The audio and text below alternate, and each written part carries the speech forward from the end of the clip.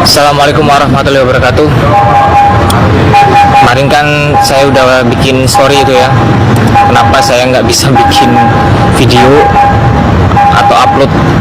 Karena beberapa fitur digital. Jadi saya coba usahakan lagi bisa upload video tentang penjelasan kasus Vina ini. Kasus Vina ini itu kalau secara logika itu bisa diketahui. Yang pertama,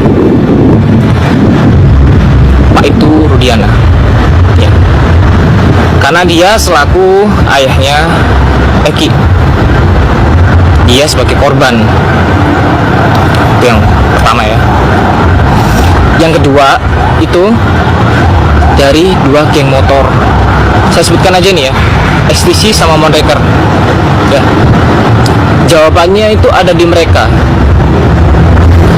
Mereka seharusnya tahu apa kejadian yang ada di tahun 2016 itu ya. Dan juga udah diakui oleh XTC bahwa Eki adalah anggotanya. Tinggal si Monreker nih. Jadi biar kalian tahu ya, XTC sama Monreker ini itu ada bentrok di tahun 2016. Nah, ini juga alasan saya kenapa enggak gubris si Liga Akbar. Karena dari sorot matanya udah kelihatan kalau dia ini terpaksa untuk memberikan pernyataan. Nah, kalian udah tahu sendiri kan, dia disuruh oleh Ibtu Rudiana untuk menjadi saksi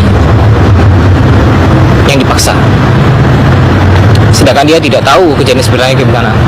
Tapi ini ya, dia itu tahu bahwa si Eki ada masalah dengan Ucil atau Rivaldi.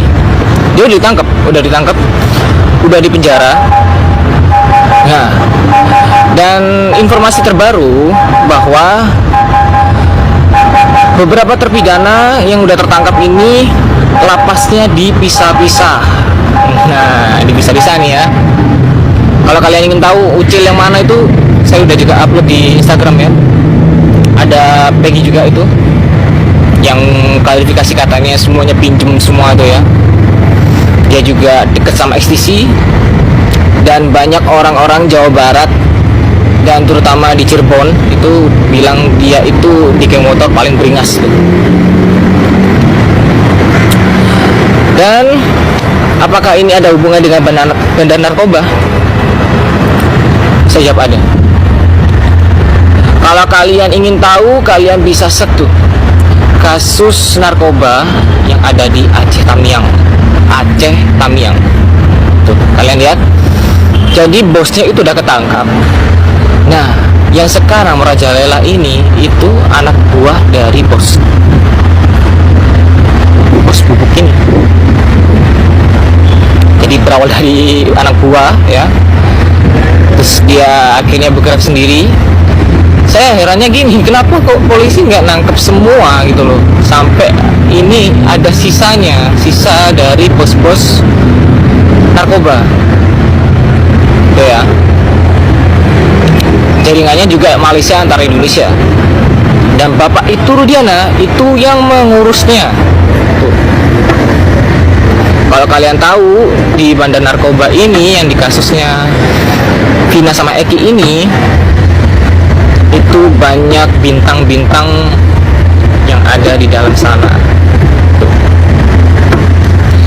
Kalian masih bertanya-tanya ini, kenapa Bapak Kapolri ya itu sampai bergetar tangannya saat menerima mandat dari presiden untuk mengurus kasus ini sampai tuntas?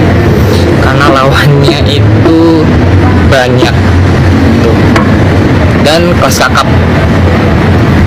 Jadi memang ngurusnya ini nggak gampang.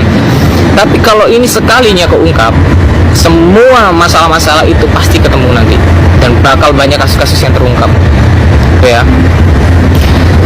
Terus bagi kalian yang masih belum tahu latar belakang dari itu Rudiana, ya, masih banyak menerima berita simpang siur. Tapi ada berita yang memang benar, itu Rudiana itu nikah lagi. Ya, nikah lagi. Jadi Eki ini bisa dibilang anak broken home. Broken home. Jadi polisi Cirebon ini seharusnya bisa nangkep dengan alasan yang berbelit-belit itu gini loh. Kalau Bapak Kapolri itu mau mengusut tuntas ya, itu ngeceknya dari mana dulu? Ya pertama dari itu Rudiana. Itu satu ya. Karena dia pasti tahu tuh waktu menyidik kasusnya. Dan dia seorang polisi juga. Yang kedua, itu reserse kriminal umum yang mengurus kasusnya Vina. Yang ketiga, Kapolda Jabarnya. Nah, kan beberapa lawyer tuh ya mau ketemu sama si Kapolda Jabar, itu dihalang-halangin ya. Sampai saya mendapat informasi itu bahwa Kapolda Jabar akan membuat tim melawan tim kuasa hukumnya Peggy Setiawan Uli Bangunan. Kok sampai segitunya gitu kan? Lalu saya akan menjawab lagi. Kalian mengiranya saya menuduh Saka? Enggak. Jadi gini guys, Saka itu kan tumbal tuh. Saya juga udah kasih warning di uploadan Instagram bahwa Saka harus dilindungi tuh. Karena apa? Dia menjadi kunci paling besar. Dia tahu foto DPO, 3 DPO, ya. Saka ini, ya, dia ini bisa hilang kayak seperti Pak RT, Pak Ibtu Rudiana. Siapa lagi yang bisa hilang? Ika Akbar bisa hilang. Siapa lagi yang bisa hilang? Pak Suroso, sebagai orang yang menolong Eki dan Vina waktu di TKP, ya kan? Nah, saya juga dapat informasi ya bahwa banyak suap-suapan ke orang-orang Cirebon untuk menutup mulutnya, tidak memberitahukan proses penangkapan. Kalau memang orang-orang Cirebon itu ingin kebenaran ini terungkap, jangan terima uang itu. Tapi kemungkinan ada suatu paksaan. Kalau mereka sampai ngelawan, mungkin ini ya, sampai warga Cirebon ini ketakutan tuh ya. Pastinya ada paksaan tuh. Kalau sampai ingin melawan, nggak mau nurut gitu ya. Jadi kepada Bapak Kapolri, dengan hormat saya minta Anda ini membuat tim yang kuat untuk memeriksa Kapolda Jabar, lalu reserse kriminal umum Pak Ibtu Rudiana, itu kunci-kunci paling penting ya. Lalu lindungi beberapa oknum yang sekarang udah mengaku bahwa dia dipaksa oleh Ibtu Rudiana sebagai saksi bayaran. Ika Akbar itu harus diperiksa dan dilindungi. Saka Tata juga harus dilindungi karena dia tahu foto 3 DPO. Lalu Pak Suroso juga harus dilindungi sebelum ketiga orang ini akan menghilang seperti yang lainnya. Oke.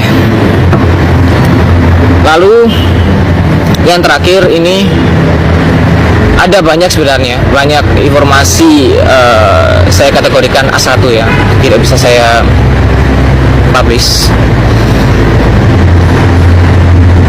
Petinggi-petinggi ini udah tahu, aparat-aparat ini udah tahu. Tapi di sini